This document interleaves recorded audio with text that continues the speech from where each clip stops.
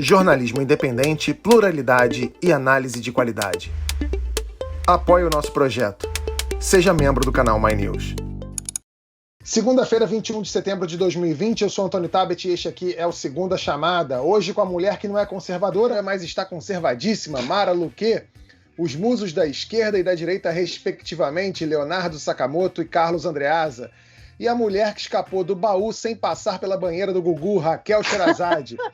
Na pauta de hoje, o que esperar do discurso de Bolsonaro na ONU, a briga das eleições municipais, um zumbi chamado Renda Brasil, os cuidados que temos de tomar com as redes sociais, ladrão que devolve o que roubou, gente que sobe em palanque e não mente, e para quem é membro do My News, vamos falar do surto de Covid-19 que começou com a posse de Luiz Fux no STF. Ainda não é membro?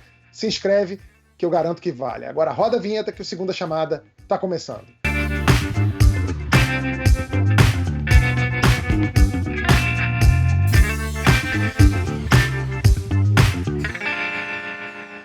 Pouco mais de um mês atrás, a gente falou aqui da menina de 10 anos que engravidou depois de ser estuprada e fez um aborto dentro da lei num hospital de Pernambuco. Na ocasião, militantes de extrema-direita cercaram o hospital, intimidaram profissionais e tudo para impedir o procedimento. Essa foi a face pública do que aconteceu. Mas naquela ocasião, nós questionamos aqui por que a ministra Damares Alves tinha enviado uma equipe a São Mateus, Espírito Santo, onde mora a família da garota. Bom, agora tudo está mais claro. A repórter Carolina Villanova, da Folha de São Paulo, apurou que o plano de Damares envolvia enviar a criança a Jacareí, em São Paulo, para que ela continuasse a gestação e tivesse o bebê. Segundo a reportagem, os emissários teriam vazado os dados da menina para a Sara Giromini, ou Sarah Winter, que foi a responsável por toda aquela movimentação, na falta de uma palavra melhor, escrota, que cercou esse caso. A gente pediu uma explicação para o Ministério da Damares, mas até agora, o horário da nossa gravação, as informações não chegaram. A gente coloca na descrição do vídeo depois. Sherazade, em tempos normais, num país normal, o que aconteceria com essa ministra? Bom, no mínimo ela pediria para sair se tivesse um pouquinho de dignidade, né? Ou seria defenestrada num país sério. No Brasil de hoje, nada vai acontecer. Mais do mesmo. O Andreasa, num país de hoje, é capaz de ela até ganhar pontos, né? O que me impressiona ainda no Brasil, Tabet, é que se continue a folclorizar a ministra Damares, a levá-la na brincadeira, como se o trabalho dela não tivesse grande relevância e mesmo método e mesmo estratégia. Ela entrou num balaio de ministros folclóricos em que, por exemplo, esteve o Weintraub, né? No caso do Weintraub, simplesmente o segundo maior orçamento da União. Não se pode levar na brincadeira atuações como de agentes políticos como esses, né? Que operam a desconstrução mesmo das estruturas. No caso da Damares, ela talvez seja, ainda além do Weintraub e de outros, ideologicamente, aquela que tem uma agenda mais clara e com a maior liberdade para tocá-la dentro do governo Jair Bolsonaro. Do ponto de vista legal, a interferência da ministra Damares nesse caso, né, ela mobilizando a estrutura do Ministério sob sua responsabilidade para interferir primeiro num direito, né, assegurado pela Constituição, e no que é a responsabilidade dos pais, certamente para constranger, né, não apenas aquele constrangimento em porta de hospital e tudo que nós vimos nas redes, mas também tentativa de induzir a menina de 10 anos e seus familiares, constrangendo-os a continuidade de uma gravidez indesejada, nesse caso, usando para isso a própria igreja, né? Claro. Quadrangular foi envolvida, aliás, a igreja que foi comandada pela ministra Damares, né, Andreasa? Raquel, essa mistura do público e do privado, de uma estrutura do governo federal com uma igreja, uma instituição privada, e também, e esse é o ponto a que eu ia chegar, a prática, uma nova camada revelada agora de prática ilegal. Nós vamos encontrar aí desvio de finalidade, desvio de função, improbidade administrativa, tudo isso contido nessa gestão da ministra Damares para interferir nesse caso. Então, tem responsabilidades aí a serem apuradas gravíssimas. Ô Mara, o Andreasa está falando aí sobre essa coisa dos ministros folclóricos. Será que a imbecilidade está virando uma espécie de salvo-conduto para um pessoal? Porque eles são ministros folclóricos, muita gente não leva eles a sério, e isso também acaba refletindo na hora de punir esses caras, né? Porque ninguém leva muito a sério, mas deveria levar, né? Porque tem reflexos e consequências gravíssimas, né? É exatamente o que o Andreasa falou. Tem método, ela está cumprindo uma agenda do governo, ela deve ser ganhou pontos ali com o presidente, certamente. Agora, o mais preocupante é que isso revelou, o caso dessa menina, ele revelou algo que não é isolado, não é um caso isolado. Isso deve estar sendo feito diariamente. Então, esse caso veio a público, mas isso acontece. E esse é o método desse ministério, da ministra. Então, o caso é muito mais grave, né? Porque já é grave, porque se tentou tirar um direito legal dessa criança, mas o pior é que o que essa matéria revela é que existe uma operação montada para fazer esse tipo de coisa. E o método é exatamente esse, né? Estender a gravidez, dificultar o abortamento e estender a gravidez até um ponto em que seja impraticável. E aí acaba que a mulher... É uma sucessão de violência contra essa criança, essas crianças, essas meninas. É uma sucessão de violência. Nós mulheres, eu acho, até. Porque as mulheres que foram estupradas, a gente está falando de meninas, mas quantas milhões de mulheres estupradas no Brasil e que acabam engravidando, que acabam dando à luz, porque não tem o aparato do Estado, apesar de ter o seu direito garantido constitucionalmente.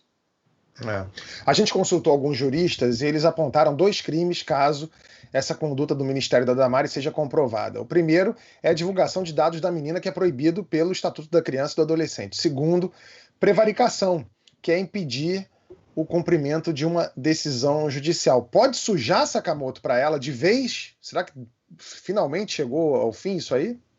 Não.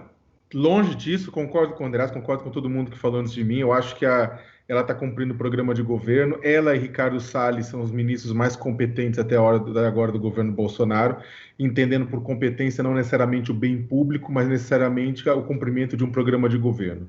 Salles, a Amazônia e o Pantanal estão queimando, não é à toa. Isso é parte de um programa de governo, não é à toa, é um plano, né? Na hora que o governo coloca em primeiro lugar madeireiros, garimpeiros ilegais, grileiros de terra, pecuaristas ilegais, e cumprindo uma pauta arcaica e anacrônica que nada beneficia a nossa economia, né? Acontece o que aconteceu. Na hora que o governo coloca em primeiro lugar não combate real à pedofilia, à exploração sexual, a garantia de dignidade das crianças, mas sim coloca em prática um plano anacrônico, um plano violento, um plano que mais cabe num episódio de Handmaid's Tale do que na República Federativa do Brasil do século XXI, acontece o que aconteceu. A Damares é um patrimônio extremamente valioso para o governo Bolsonaro. E na atual circunstância, por mais que ela possa ser questionada legalmente por conta disso, eu espero que seja, eu espero que realmente seja, só que eu acredito que a quantidade e o volume de mobilização que ela garante, que ela gera em torno de si, vai acabar por pressionar, né, os diferentes atores nesse processo. O grande problema, a matéria da Carolina Villanova é uma matéria sensacional, eu acho que é fundamental que a matéria da Folha de São Paulo leiam para entender todo esse processo, mas no último momento, na última hora, a Damares vai falar que faltou um batom na cueca, que não há uma prova cabal, que ela não aparece, não tem, cadê o vídeo, cadê não sei o que lá, e vai ficar por isso mesmo. Vamos só lembrar, desculpa me estender, mas vamos lembrar que o governo Bolsonaro nega até hoje disparos em massa de WhatsApp e o julgamento está em suspenso. O Sakamoto tratou de 2 pontos num mesmo ponto, dois ministros muito relevantes para a compreensão da lógica do governo Bolsonaro. E eles costumam ser subestimados, eu insisto, né? A competência da Damares, competência para cumprir aquilo a que se destina, aquilo com que se comprometeu, a ministra Damares e o ministro Ricardo Salles, com dois usos diferentes da estrutura pública. É interessante notar isso. No caso da Damares, é o suprassumo do aparelhamento do Estado. Aquilo que o bolsonarismo acusa nos outros, nos seus antecessores, é o que está acontecendo ao estado da arte no ministério de Damares Alves. No caso de Salles, é o contrário, e é o mais comum no governo Bolsonaro, que é a destruição da estrutura que há. A mesma coisa aconteceu no Ministério da Educação, com menos competência, porque o Weintraub era menos competente, graças a Deus, do que esses dois. A mesma coisa acontece no Ministério do Salles, do Meio Ambiente, mas com muita qualidade na desconstrução, na destruição. Então é bom atentar para esses dois movimentos que acontecem aí, e me ocorreu pensar sobre isso ouvindo o Sakamoto agora. A Damares publicou agora uma resposta nas redes sociais, disse que a Folha de São Paulo publica mentiras sobre a atuação dela e dos técnicos do Ministério e que vai entrar com um pedido de resposta. Disse que a atuação do Ministério aconteceu para fortalecer a rede de proteção à criança em São Mateus e que não vai deixar de trabalhar em defesa das crianças e adolescentes da cidade. Falando nisso que a gente estava falando aqui agora, sobre Salles e etc., amanhã Jair Bolsonaro vai fazer discurso de abertura na Assembleia da ONU, pressionado internacionalmente pela ineficiência no combate ao fogo no Pantanal e na Amazônia. O presidente terá de se explicar para outros líderes mundiais. 8 países europeus, que juntos compraram mais de 6 bilhões de dólares em produtos agropecuários do Brasil este ano, enviaram uma carta para o vice Hamilton Mourão, dizendo que o desmatamento dificulta a compra de produtos brasileiros. Mourão disse que é preciso interpretar os dados do INPE, que mostram que, nos primeiros 14 dias deste mês, os focos de incêndio na Amazônia já superam todo setembro do ano passado. Mas está difícil convencer os gringos, eles acreditam nos dados dos satélites, vejam só. Na ONU, Bolsonaro tem 2 caminhos. Ou ele explica as ações do governo e por que reduziu em 28% o orçamento para o combate ao fogo entre 2018 e 2020, ou repete que o Brasil está de parabéns pela preservação do meio ambiente. Sakamoto, qual é a sua aposta? Bolsonaro cede ou Bolsonaro dobra a aposta, como ele costuma fazer? Bolsonaro é do time de que o melhor defesa é o ataque. Ele vai para o ataque. Ele vai dizer que, na verdade, está tudo muito bem, está tudo muito belo. Ele vai tentar vender publicamente uma verdade alternativa, para usar uma expressão como o governo da qual ele é tributário e vassalo, que é o governo Trump. Mas ele vai simplesmente reforçar, vai dizer que está tudo muito bem, que é uma conspiração, que é uma tentativa de minar a soberania brasileira, e ele vai, de certa forma, repetir o mesmo modelo de discurso que ele fez no ano passado, né? Eu estava lá, inclusive, tipo, eu tenho uma atuação há alguns anos na ONU, e foi extremamente, não vou dizer frustrante, porque a gente acabou indo ao encontro do que a gente esperava do que ele falou. Só que o que é frustrante nesse processo, e acho que vale deixar claro, é que o discurso de um presidente da República na Assembleia Geral da ONU, ele é um discurso, por incrível que pareça, que não é voltado à comunidade das nações, mas é voltado ao país em que ele faz parte. É isso que é o interessante. Você tem um monte de país, o Brasil é o primeiro a falar, por conta de questões históricas, né? Tudo isso mais antes até do que o presidente dos Estados Unidos, né? Só que o que acontece é que o discurso de um presidente na Assembleia Geral, ele é muitas vezes voltado para a sua política interna.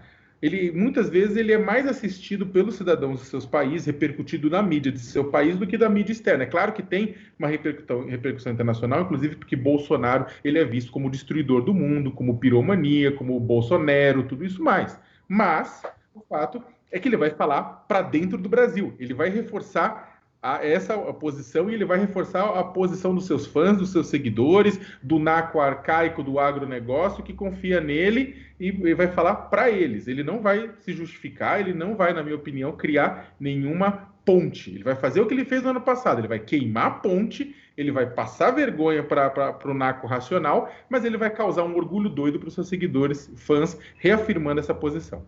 O Sakamoto, eu concordo com você que ele vai nessa linha e dizer que os outros países destruíram as suas florestas e o Brasil está de parabéns, eu concordo com você. Agora, você não acha que neste momento, dado o mundo inteiro está olhando para o estrago que está sendo feito no país, o retrocesso nas questões ambientais no Brasil, que haverá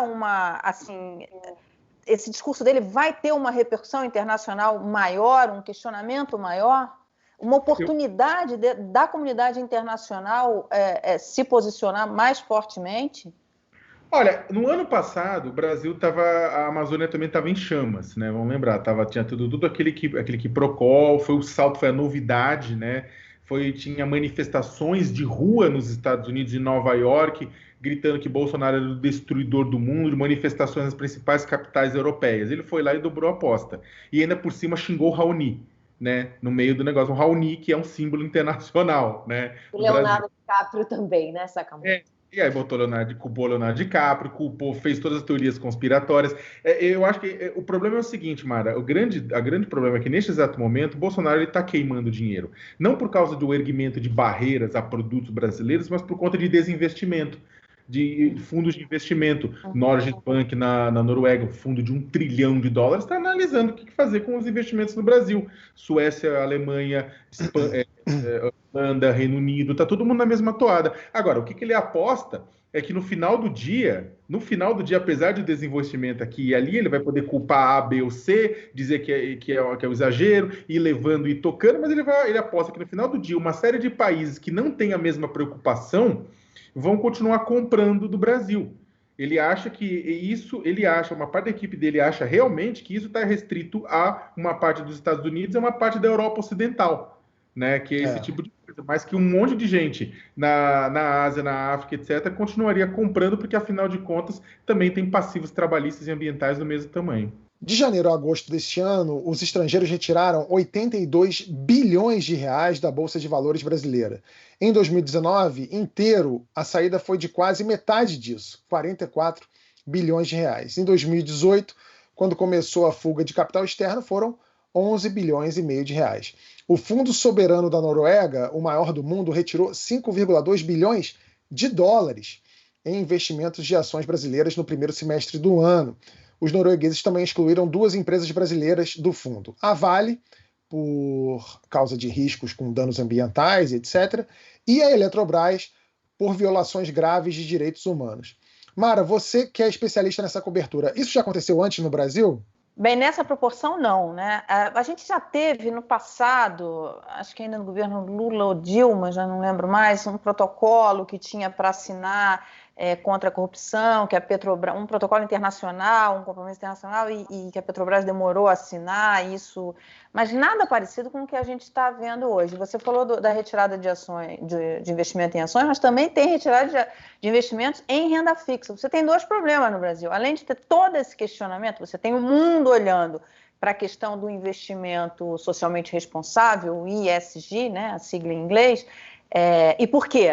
No caso da Vale, não é que necessariamente esses investidores tenham um compromisso ambiental, mas é que hoje isso representa um passivo muito grande para a empresa. A empresa pode ter que fazer pagamentos muito altos por conta de desastres ambientais, pode ser questionado na justiça. Então, assim, isso entra na avaliação dos investidores, não necessariamente porque ele tem um compromisso ambiental, mas fundamentalmente porque isso vira um problema para a empresa mesmo, um risco para a empresa. Então, o Brasil tem, em relação aos investimentos em bolsa, enfim, e aí a gente fala em investimento em bolsa, vem muita gente, mas são especuladores, o que isso tem a ver? Não, tem a ver. A bolsa são empresas que são negociadas ali. A ação de uma empresa é a moeda dela, é o dinheiro que ela vai fazer, aquisições de empresa, é onde ela vai buscar investimentos para aumentar a produção, mas tudo isso é importante. Mas também teve na renda fixa, quer dizer, esse fundo tirando também dinheiro em títulos do governo, porque a situação fiscal do Brasil está piorando a cada dia, e isso faz com que o governo, os investidores também retirem dinheiro dos títulos do governo, os títulos de renda fixa. Então, você vê que a situação brasileira para atrair investimento, ela está cada vez pior. O que me impressionou, gente, nessa questão das queimadas, tanto na Amazônia quanto agora no Pantanal, é que até representantes, né, do agronegócio se juntaram às ONGs ambientalistas, ou seja, estão no mesmo barco para pedir mais fiscalização, para pedir mais responsabilidade, para pedir punição, né, aos responsáveis pelas queimadas, pelo desmatamento, né, não por piedade dos biomas, dos bichos, da fauna, não, mas porque estão perdendo dinheiro mesmo. No final das contas, é o dinheiro que conta. Os players comerciais mais importantes no mundo não fazem negócio, a gente sabe, não faz negócio com um país que destrói o meio ambiente. Como a Mara bem falou, é um passivo, né? Hoje em dia é um ativo proteger o meio ambiente, fazer negócios com países que também protegem o meio ambiente. E isso o governo brasileiro ainda não entendeu. Ou seja, é uma escalada, né? Queima floresta, queima filme, queima dinheiro. É assim. Oi. Mas ganha seguidores nas redes sociais com isso. É verdade. É isso. O presidente tem uma construção de discurso voltado para nicho, né? O Jair Bolsonaro é um líder sectário, né? Ele fala para alguns poucos, e é da natureza do típico populismo bolsonarista transformar esses poucos aos quais fala na totalidade da sociedade, né? Ele se refere àqueles a cujo seu discurso se destina como sendo o povo brasileiro. Não dá para esperar que o discurso dele na ONU seja diferente do seu padrão, que, a rigor, para aquilo a que se propõe, é muito bem sucedido. Ou seja, o que Bolsonaro fará na ONU será mentir. Esse discurso, tudo indica, já está gravado. A informação que circula é que ele teria gravado o discurso ainda na semana passada, de modo que, claro, ele pode gravar novamente, mas tudo quanto se passou desde a semana passada não interferirá no seu discurso, a ser assim mesmo, um discurso que já está pronto, e no qual ele vai usar um fato, que é o aspecto sazonal, né? Aquilo a que sempre recorrem os mentirosos, que distorcem, o fato de que em determinada época do ano há queimadas em função do clima, da secura e tudo mais. Ele pegará esse fato e transformará num gatilho para dizer que os inimigos estão amplificando um fato que é corriqueiro, que acontece sempre, as queimadas que sempre ocorrem ali, que os críticos, os inimigos, os que querem derrubá-lo, usam aquilo, dando uma dimensão que não tem, como se o que está acontecendo agora no Pantanal não fosse algo sem precedente, que tudo indica não seria possível sem a participação do homem, né? Sem que alguém tivesse colocado fogo ali. Mas as condições para o exercício influente da sua mentira estão dadas. E são as mesmas condições. É sempre a mesma coisa.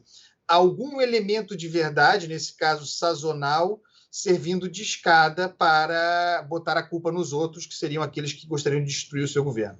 Só para fazer um complemento rápido do que o Andrés falou, que eu concordo com a linha que ele traçou. Agora, tem um ponto interessantíssimo nesse processo inteiro, que é o seguinte: quando ele está falando do nicho que ele está falando com quem? Primeiro, com o Naco, daqueles 12 a 16% que são seguidores dele, que estão com ele para qualquer coisa que for, pula no buraco e no abismo com ele. Mas tem uma parte interessante que ele falou desde o começo com um grupo, como eu comentei, de garimpeiros, pecuaristas irregulares, grileiros de terra, madeireiros legais, e que esse grupo conta com uma participação no Congresso Nacional. Então você tem tanto o agronegócio moderno, seguidor de regras internacionais, preocupados com due diligence, com compliance, com tudo isso mais, representado no Congresso, e você tem a Xepa representada no Congresso, aquela Xepa que durante muitos anos impediu o avanço de leis que combatem o trabalho escravo. Sim.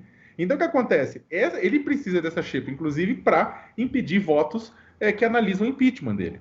E esse pessoal é bem representado, sim. Então, às vezes, ele vai dar as costas para o mundo e para o futuro, pensando na própria sobrevivência. E as Forças Armadas, hein, gente? Que deveriam estar, né, combatendo o fogo no Pantanal, continuam aquarteladas, né, de braços cruzados, enquanto o bioma Raquel, eu fico indignada com isso. Você sabe que as pessoas falam muito, e com razão, em grupos dentro do governo Bolsonaro, né? As tais alas, que teriam conflitos, por exemplo, em matéria econômica, né? Os populistas contra os liberal-guedistas, né? A fantasia do liberalismo de Paulo Guedes, um conflito que haveria aí. Talvez algum conflito tenha havido nessa área no passado, mas tem uma área que eu acho que une todas as partes do governo, toda a ala do governo, que é a política ambiental do governo Bolsonaro. O que está acontecendo no Pantanal, o que acontece na Amazônia, sinto muito e falo com vergonha, né? Das Forças Armadas do Brasil, especificamente do Exército. Mas isso acontece com um aval, ou com o aval que decorre de se tapar os olhos, de se fingir que não se vê. Mas os militares, a tal ala militar, está fechada com a política do Salles. De vez em quando tem um ruído entre o general Mourão, designado para cuidar disso, e o Salles. Mas perceba que é muito mais um ruído no modo de proceder do que no que está mesmo em curso. Então, do que no alinhamento de pensamento, né, André? Porque o vice, o general Mourão, quando teve oportunidade, ele mostrou ali que ele está alinhado com esse pensamento do governo. Por isso que a única resistência dentro dessa manobra de você queimar tudo é econômica, por conta de empresas, ou seja, é algo que vem de fora para dentro desse governo, resvala ali na área do Guedes. E se não fosse por isso, de repente a Amazônia já tinha virado um enorme estacionamento de Carrefour, né? Que é o sonho dourado. Concordo com o que o Tabet está falando, só para um detalhe. Para que o negócio gere esse efeito e possa furar todo esse processo, esse esquema político do governo, o impacto econômico, infelizmente, vai ter que ser muito maior. Eu digo muito maior, é claro, porque isso vai resvalar em emprego, vai resvalar em muita coisa. Mas não tem jeito. Vai ter que sentir na carne para que possa rolar isso, né? É isso. Mas ninguém viu, Tabet. Ninguém viu, eu não vi, e se eu estiver errado, por favor, me digam, uma manifestação do ministro da Economia a esse respeito. Não, diretamente sobre isso você não vai ver. Não vimos, né? Então, é só você ver o Mourão saindo da toca para desmentir uma coisa aqui, dizer que não é bem assim, jogar uns panos quentes, mas diretamente em defesa do meio ambiente ninguém saiu mesmo e nem vai sair, esquece. Bom, estando bom para ambas as partes, Celso Russomano, do Republicanos, saiu na frente com 24% de intenção de voto na primeira pesquisa Ibope para as eleições municipais de São Paulo. Russomano disse que, aspas, tem Bolsonaro ao lado dele. Em segundo lugar na pesquisa aparece o atual prefeito, Bruno Covas, do PSDB, com 18%, e em terceiro, Guilherme Boulos, do PSOL, com 8%. Bruno Covas, claro, tem o apoio do governador João Dória, desafeto do Bolsonaro e que está de olho nas eleições de 2022. Em outubro, a gente vai fazer, aliás, aqui no My News, uma sabatina com os principais candidatos à prefeitura de São Paulo. Vai ser do dia 13 ao dia 16 de outubro. Raquel Sherazade, a eleição de São Paulo é uma prévia de 2022 para Dória e Bolsonaro? Quem é que ganha isso aí? Olha, você quer saber o que eu quero, o que eu penso? Eu espero que o bolsonarismo acabe em 2022. É isso que eu espero. Agora, eu acho que para isso haveria que ter uma conscientização da oposição e um movimento único da oposição. Eu acho que as esquerdas no Brasil, que seriam a oposição ao governo Bolsonaro, as esquerdas e o centro também, o centro mais racional, não aquele centro fisiológico, eu acho que eles não se unem ainda. Eu vou colocar aqui a culpa no PT mesmo. O PT ainda insiste em ser o único representante desse pensamento político de oposição. O PT insiste em lançar candidaturas, como aqui em São Paulo, candidaturas próprias, mas candidaturas furadas, né? Mesmo que o preço dessas candidaturas seja a derrota política. O caso da eleição de 2018 é emblemático para mim, porque mesmo com Lula preso e, portanto, impedido legalmente de disputar a eleição, o partido insistiu na candidatura do Lula. que aquela altura seria inviável. E Fernando Haddad só entrou nos 45 do segundo tempo. E talvez, creio eu, uma aliança com o PDT, o Ciro foi várias vezes até o Lula, pedir a bênção do Lula. Se o PDT talvez tivesse feito concordado, né, tivesse feito uma aliança ali com o PT e o PT tivesse concordado em ter lançado o Ciro Gomes como cabeça de chapa, o PT teria evitado a eleição de Bolsonaro. Então, eu acho que, mais do que culpar os críticos do PT por ter elegido o Bolsonaro, porque não foram apenas os críticos do PT que elegeram o Bolsonaro, o PT deveria fazer uma meia-culpa, porque depois de 14 anos no poder, esse tempo todo era hora de se retirar. O bom senso dizia para apoiar outros partidos de oposição ao bolsonarismo. Então, eu acho que o PT precisa saber onde está o seu adversário, quem é o seu adversário. E muitas vezes, eu acho que vencer uma ideia, vencer um projeto político nefasto, como é o bolsonarismo, é muito mais vantajoso para o país e para o próprio partido do que vencer uma eleição. A gente vai falar disso agora, inclusive falando daquele ninguém solta a mão de ninguém, né? Lembram desse lema? A frase viralizou depois da vitória do Bolsonaro em 2018. Uma série de memes e textões e cirandas virtuais prometiam uma união progressista para combater um inimigo maior. 2 anos depois, nessas eleições, a tão sonhada Frente Ampla parece que deu uma esfriada. A Mônica Bergamo, né, mostrou que até agora as legendas de esquerda se uniram para apoiar um mesmo nome apenas em Florianópolis. Em São Paulo, o candidato do PT, Gilmar Tato, ainda não conseguiu unir nem mesmo o próprio partido em torno do nome dele. No Rio de Janeiro, também não tem frente, é cada um por si. Sakamoto, isso faz parte do jogo democrático, é legítimo, é um pouco daquela hipocrisia do faço o que eu falo, não faço o que eu faço, ou as duas coisas? É legítimo, mas é ilógico. Ainda mais, eu concordo com o Raquel, ainda mais no momento que a gente está, no momento de construção, e é claro que não é toda a disputa da prefeitura que ela é nacionalizada, mas certamente a disputa da prefeitura de São Paulo e Rio de Janeiro são prefeituras nacionalizadas, porque essas cidades são cidades-estado, né? Tem orçamentos maiores do que muitos estados, assim. Então, e no caso de São Paulo, você tem Guilherme Boulos, como mesmo você colocou, com 8%. É complicado falar de terceiro, segundo e primeiro, é engraçado, porque o Russomano com 24 está tecnicamente empatado com o Covas, né, com 18, porque são 3 pontos para cima e para baixo, e mesmo o Boulos está com 8, tecnicamente empatado com o Márcio França com 6, e se você considerar, teoricamente, a Joyce e o Arthur e o Mamãe Falei estão com 2 que subindo das 5, ou seja, tudo embolado nesse início. O fato, contudo, é que o Boulos é o mais bem colocado numericamente, e há uma discussão dentro de São Paulo há muito tempo que deveria ser ele o candidato para representar a frente, até porque Orlando Silva, o Tato, a Vera Lúcia do PSTU, né, estão tudo com 1%, o pessoal do PCO menos com isso, então por que não junta tudo numa candidatura só? O que a gente ouve das lideranças nessa história inteira, né, é o seguinte, são questões de autossobrevivência pessoal nesse processo, pessoal, digamos, partidária. A questão de que com o fim da coligação proporcional, você precisa de um candidato à prefeitura de São Paulo para empurrar seus vereadores para dentro. Caso contrário, vai ficar esquecido. O PT tem 9 vereadores, a previsão é cair, né? Enquanto isso, a previsão do PSOL vai subir. Então, na verdade, cada prefeito lançado é meio que um cabo eleitoral para os seus vereadores. Ao mesmo tempo, você tem uma discussão na cidade de São Paulo super complicada, que é a questão da hegemonia da esquerda em São Paulo.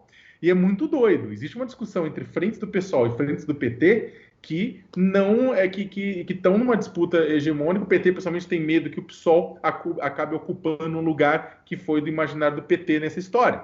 Só que o grande problema em tudo isso tá bom, só que aí isso não ficaria menor diante do fato de que a gente tem um presidente da República que, ao que tudo indica, continua franco favorito para a reeleição, até porque não há uma união de interesses e se mostram que não há uma agenda comum, não foi nem agenda da centro-direita com a centro-esquerda e com a esquerda, estou falando uma agenda comum da esquerda para que possa lançar um candidato. Então, o que acontece é que esses interesses... E aí também tem Lula, o próprio ex-presidente Lula, que também, nesse processo inteiro, continua sendo um grande eleitor dessa história, mas continua também querendo fortalecer o seu partido em detrimento a outros. Então, isso, inclusive, levou a uma série de petistas a debandar e apoiarem o próprio o próprio Guilherme Boulos, né? Então, eu concordo. Eu acho que, infelizmente, o fato de que não ter uma única candidatura ou candidatura forte da esquerda é indício de que 2022 também não vai ser muito fácil, não. Porque Florianópolis, né, Sakamoto, ele colocou, demorou, mas saiu o pessoal como cabeça de chapa e o vice do PT, né? Eles poderiam replicar alguma coisa parecida em São Paulo. Agora, olha o que aconteceu, mas olha em Belém do Pará, que é interessantíssimo. Em Belém você tem o Edmilson, que foi prefeito, que foi candidato, tem um recall gigantesco, que há uma grande chance de se eleger. E mesmo assim você não teve a esquerda unida em Belém do Pará. Em Recife está tendo uma disputa, a Marília Reis e o João Campos, que estão, na verdade, que são tudo bem, é a esquerda, né, que tem mais chance de ganhar, mas também se tem a esquerda dividida lá, inclusive mostrando os dois lados que podem acontecer. No Rio de Janeiro também, o Freixo reclama que não teve apoio para uma frente única e preferiu não se lançar, né, também. Então, aquela que eu concordo contigo, espaço para diálogo, mas como diria aquele filme hollywoodiano, tem que ceder.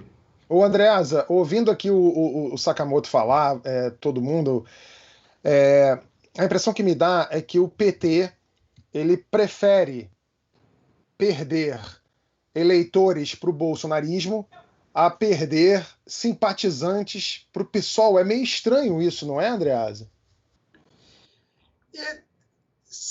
Na lógica hegemônica não é, Tabet. E o PT é um partido hegemônico, né? O PT tem uma natureza hegemônica na esquerda que ele considera importante guardar.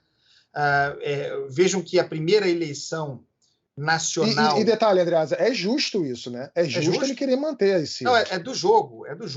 E o PT é um partido, goste-se ou não, o PT é um dos poucos partidos brasileiros, né? Então, se nós pensarmos na primeira eleição nacional, aquela primeira eleição a presidente, depois do processo de redemocratização, a de 89, o PT ali, lutando cabeça a cabeça contra o PDT, no caso da candidatura do Brizola, conseguiu chegar ao segundo turno.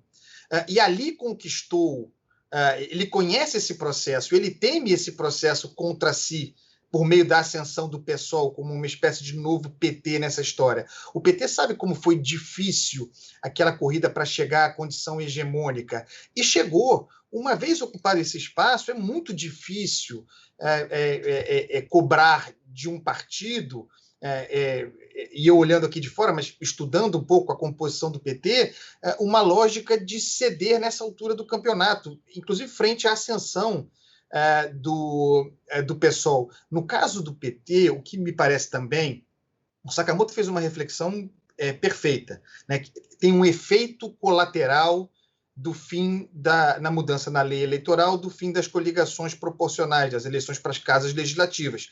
Talvez no passado, ao se fazer isso, não se tenha pensado nesses efeitos, mas é assim mesmo que a coisa acontece.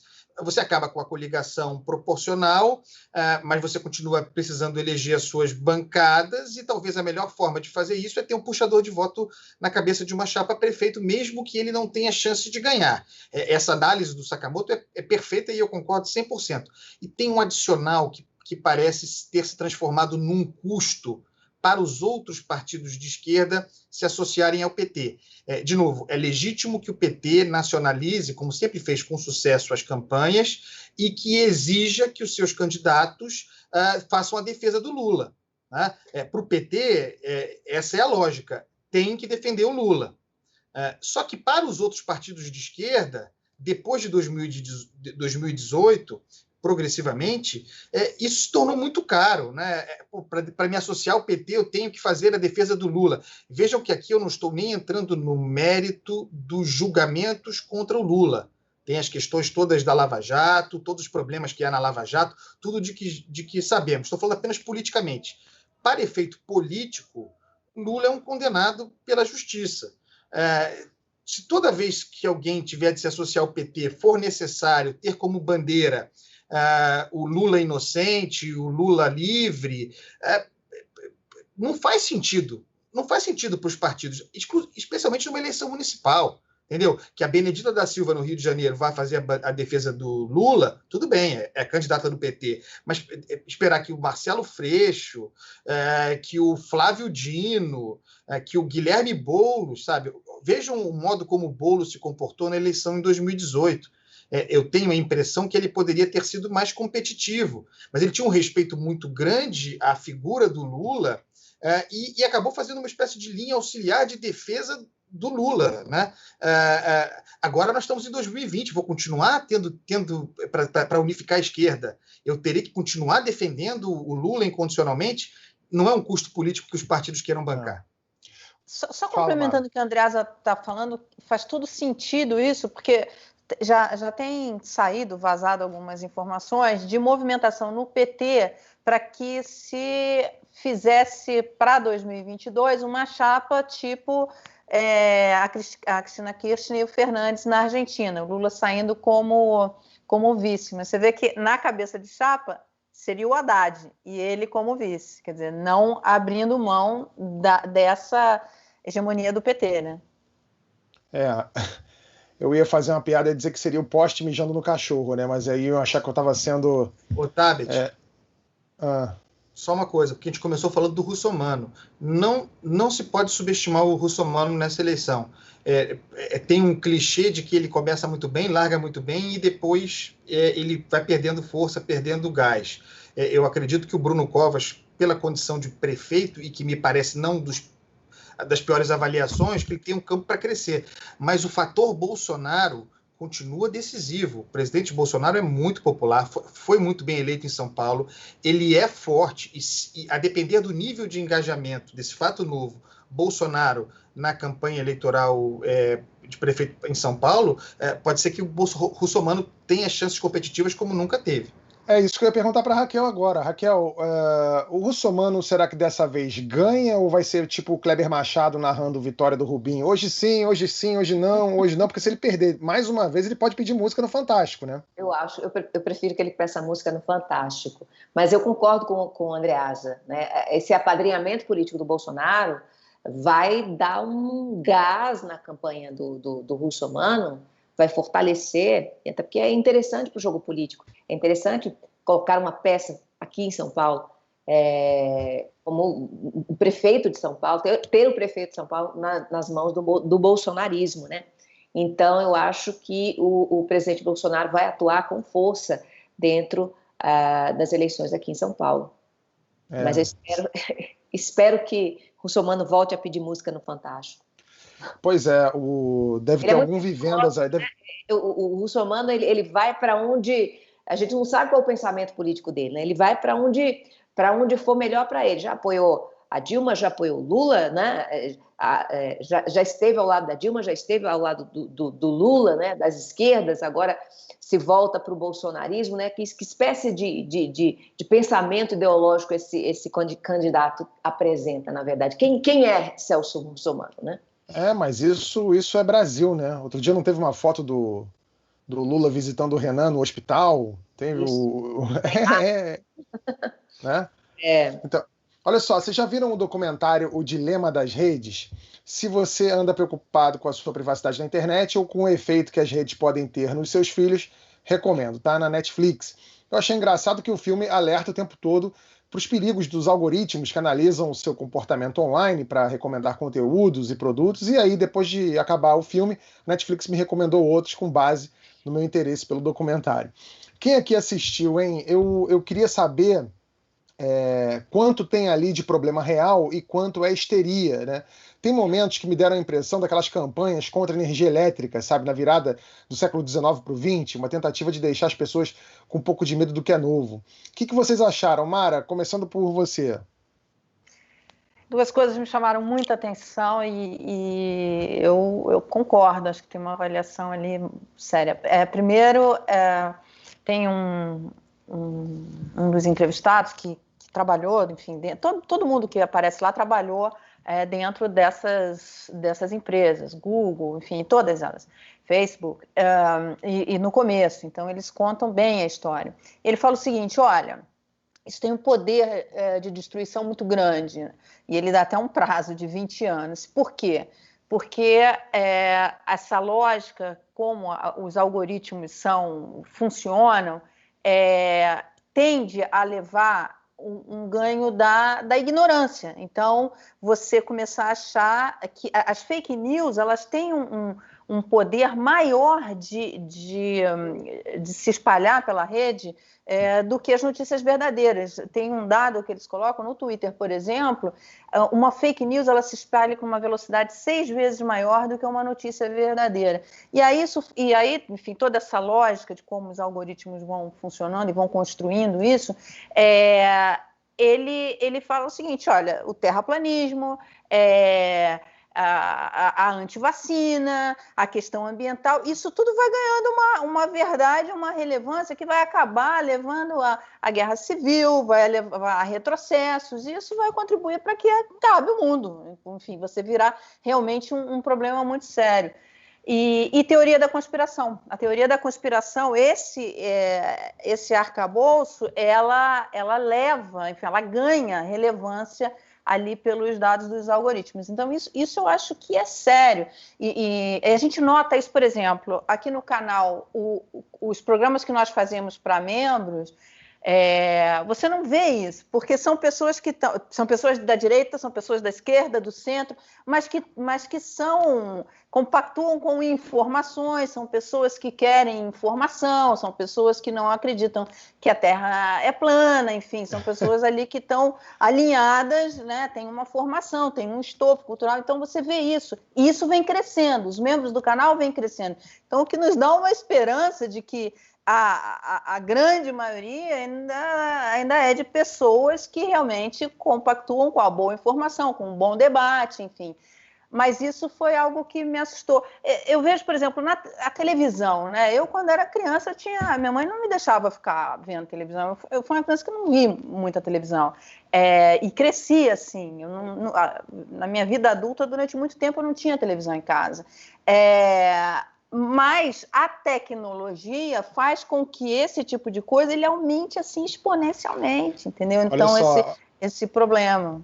Olha só, a primeira coisa aí, depois do que a Mara falou, se você quiser ser membro e ser parte desse seleto grupo de pessoas que acham que a Terra não é plana, você clica aqui no retângulo azul do canal. Eu amo que hoje em dia a gente, para dizer que uma pessoa é legal, que vale a pena, você tem que falar assim, o fulano é ótimo, que ele acha que a Terra é redonda mesmo, ele não acha que é plana. Então isso já virou, né, um diferencial para você falar assim, nossa, essa pessoa vale realmente a pena. A outra coisa, Mara, assim, eles falaram em 20 anos, mas 20 anos a partir de quando, né? Porque o Facebook está aí há quanto tempo, né? E mais, teorias de conspiração independem um pouco disso, né? Manga com leite mata. Pois a loura do banheiro era uma fake news, tudo isso. O problema é que a loura do banheiro virou fake news, é maravilhoso. Mas o problema é que com a tecnologia, isso vira uma coisa exponencial. Sempre teve, só que não tinha os algoritmos e a tecnologia trabalhando nesse sentido. É isso. O documentário fala dessa onda política reacionária que você falou que acontece no mundo todo e dessas perseguições étnicas, religiosas iniciadas pelas redes sociais. Mas isso não é ignorar que a história é cíclica. Houve uma onda global mais grave de reacionarismo nas décadas de 30 e 40. O genocídio de Ruanda foi estimulado por um discurso de ódio no rádio. Sakamoto, eu estou vendo que você quer falar. O problema é tecnologia ou o problema são as pessoas? Então, é que as duas coisas não dá para dissociar uma coisa da outra, né? Você tem tecnologia que muda o comportamento das pessoas e as pessoas mudam a tecnologia, né? Agora, o interessante nesse processo que você está colocando, até para poder responder a sua pergunta, é que o grande diferencial neste momento, em comparação aos grandes períodos de trevas na humanidade, em comparação a qualquer outro período, é que desde que nós nos tornamos uma sociedade de informação com grande quantidade de dados, de informação, uma quantidade crescente circulando em todo o mundo, essa é a primeira vez em que a gente está parando de compartilhar coletivamente de uma percepção comum de realidade. Isso que eu acho que o filme aponta muito bem, o documentário aponta muito bem. Ou seja, a gente está deixando de acreditar em um pacote comum de fatos necessários para a vida prosseguir. Pegando como brincadeira a questão da Terra plana, ótimo, 7% da população acreditam que a Terra é plana. A população brasileira, segundo o Datafolha. Então você tem o seguinte, ou seja, você tem 7%. Isso, se você chega a 40%, 50%, como é que você toca as coisas do dia a dia? Como é que você faz, como é que você estabelece rota aeronáutica, dados de satélite, se metade da população acredita que a Terra é plana? Eu estou fazendo uma hipérbole, mas tem muita coisa que você tem a sociedade rachada nesse sentido. Tem um estudioso do Centro de Responsabilidade para Mídias Sociais da MIT, o Aviv Ovadia, que ele cunhou um termo chamado infocalipse. É este momento em que a gente está, quer dizer, não chegamos ainda, mas é um momento em que a civilização não distingue o que é verdade e o que é mentira, as pessoas não concordam com fatos em comum para tocar a vida, deixa de existir resolução de conflito, e aí a sociedade civil cai no quê? E isso eu acho que o documentário tem razão, e não é exagerado, chega em guerra civil. Sim, outro... Fala, Andreasa. Isso é... e o documentário expõe bem, uma sociedade de versões, né? Nós vivemos numa espécie de guerra de versões, porque o discurso influente liquidificou a ideia de fato, né? Aquilo tudo que a gente tinha acumulado pelos séculos, né? Muito derivado de conquistas científicas, de comprovações científicas, de estudo, de trabalho, de experiência, mesmo de tradições, dos nossos acúmulos, aquilo que gerava os fatos, que gerava as verdades, é porque verdades existem, fatos existem, mas se plantou progressivamente, e as redes ajudam, uma cultura da desconfiança, da liquefação do fato e da emergência das versões, de modo que se torna possível que alguém diga que a condição da Terra redonda é uma versão. E pronto. E isso é um exagero, né? Embora existam pessoas assim, que pensem assim, é um exagero, mas que a gente consegue aplicar diariamente a vários exemplos do nosso cotidiano. E aí o que acontece é mesmo que você acaba cedendo a uma bolha, né? Como é que você vai exercer, embora nós queiramos isso, exercer o debate, o discurso, se as condições mínimas para o debate não estão dadas, né? Não é nem que o sujeito não queira te ouvir, é que ele não consegue te ouvir, porque as premissas são outras, né? As premissas mais básicas foram diluídas, e nós acabamos cedendo à bolha, a gente fica exausto. Quantas vezes você chega no final do dia exausto e fala, cara, eu não vou combater isso, eu não vou combater esse argumento. Eu, como jornalista, faço isso às vezes. Hoje eu não vou combater isso, eu vou deixar. Não vou perder meu tempo dizendo que a Terra é redonda. Mas sabe o que é, Andreasa? É que assim, a internet, quando apareceu, ela tem uma beleza nisso tudo, que é assim, hoje em dia todo mundo pode ser ouvido, você tem uma voz, você pode ser editor de si mesmo. A internet, que para mim é a maior invenção, ela possibilitou a todos ter o direito de se expressar, isso é magnífico, é maravilhoso, ponto. Que você seja ouvido por seus 7 seguidores, né? Mesmo que seja. O problema é que, assim, nós, em diferentes gerações, nós crescemos com as nossas fontes quais eram, né? Eram jornais, eram revistas, eram canais de televisão e, no máximo, 2 dezenas, se juntar todos eles, rádios, umas 5 dezenas disso, que eram as nossas fontes de informação, né? Hoje em dia, para essa liquefação do fato que você está falando existir, o que acontece é que qualquer um, hoje em dia, pode criar um site chamado jornalda-sei-lá-o-que.com.br e ele tem a mesma cara, a mesma aparência da Folha de São Paulo, do Globo, né, da BBC, da CNN, e aí o cara repassa isso para pessoas que não têm a menor condição de diferenciar o que é uma fonte que é outra e replicam isso como verdade absoluta. Então, para muita gente, a Terra não a Terra é plana, não é porque o bolsonarismo disse que a Terra é plana, ou porque o vizinho disse que a Terra é plana, é porque ele leu num jornal desse que a Terra é plana. Né? E o perigo está aí. Né? Outro problema que o documentário apontou é da ansiedade e depressão causada pelas redes sociais, principalmente entre adolescentes. O filme faz até uma correlação entre o uso das redes e o aumento do número de suicídios entre jovens. Segundo um estudo da Real Sociedade de Saúde do Reino Unido, o Instagram é a rede com maior impacto sobre a saúde mental. Recentemente, o Instagram passou até a oferecer ajuda a quem procura a hashtag ansiedade. Aparece na tela uma mensagem oferecendo as opções de falar com um amigo, com um profissional ou ler conselhos. Sherazade, você acha que isso é suficiente? Não sei, eu acho que não. Acho que o impacto das redes sobre a nossa percepção pessoal é muito forte.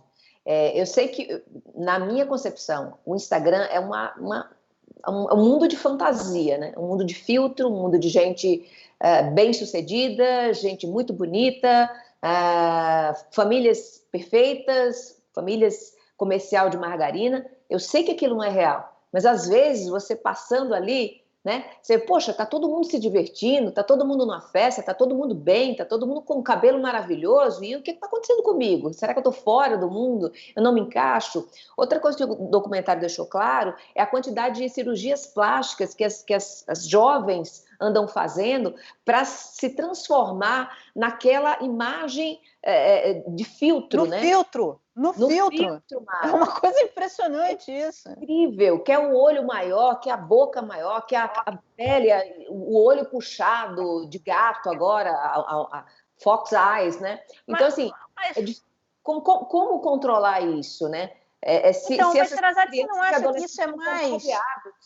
Quer dizer, eu acho que a rede social, a tecnologia, ela aumenta o problema exponencialmente, mas isso é um problema de casa. Eu conheço pais, mães, que alimentam nos filhos essa cultura do corpo, do sarado, enfim, está mais preocupado.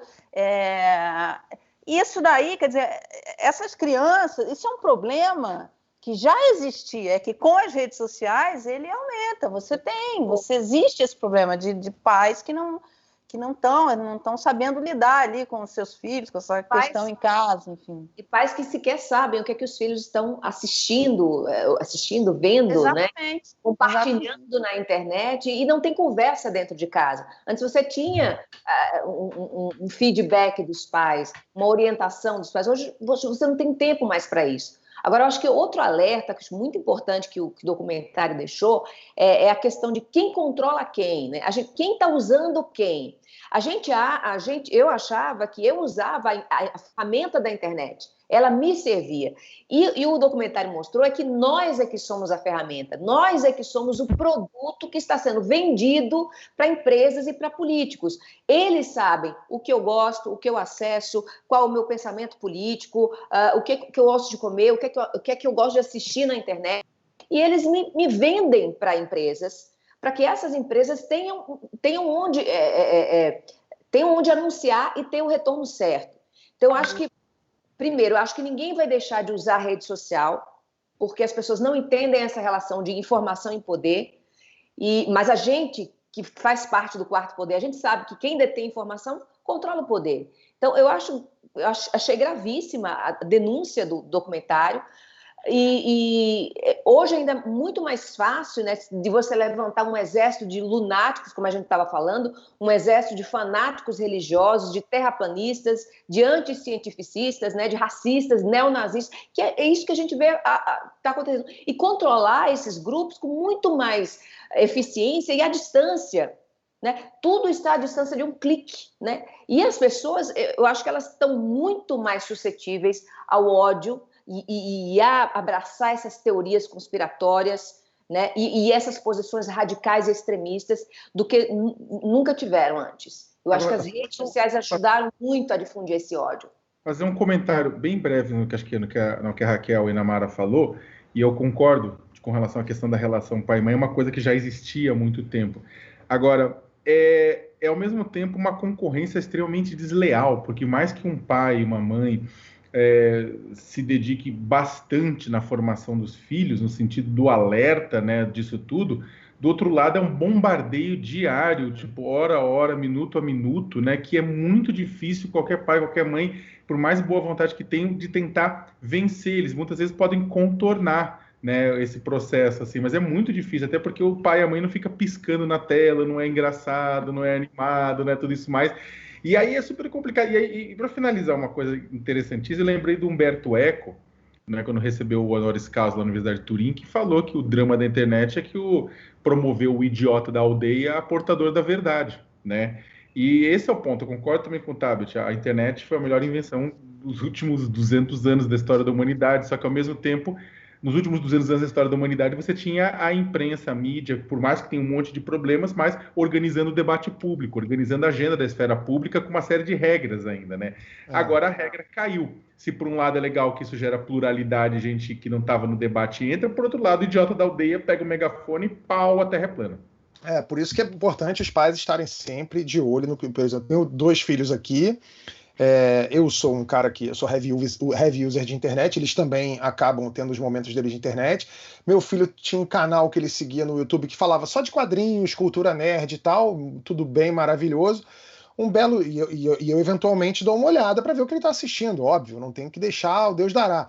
E aí eu vi que um desses vídeos o cara estava falando de terra plana, assim, defendendo. Aí eu falei assim, parou com esse merda, não vamos mais assistir esse débil mental. E ele parou de assistir, é isso aí, tem que ficar vigilante, senão, né, não dá. É isso, gente, acabou a nossa segunda chamada de hoje, obrigado pela companhia de todos. Agora, para quem é membro do canal, a gente vai falar da República do Covid, o Fux fez a Pugliese. Vamos falar também de Renda Brasil e dos mais ricos do país. Se você quer ser membro e apoiar o nosso projeto de jornalismo independente, é só clicar no retângulo azul aqui embaixo. Valeu, gente, até semana que vem para você que não é membro e para você que é membro, até já.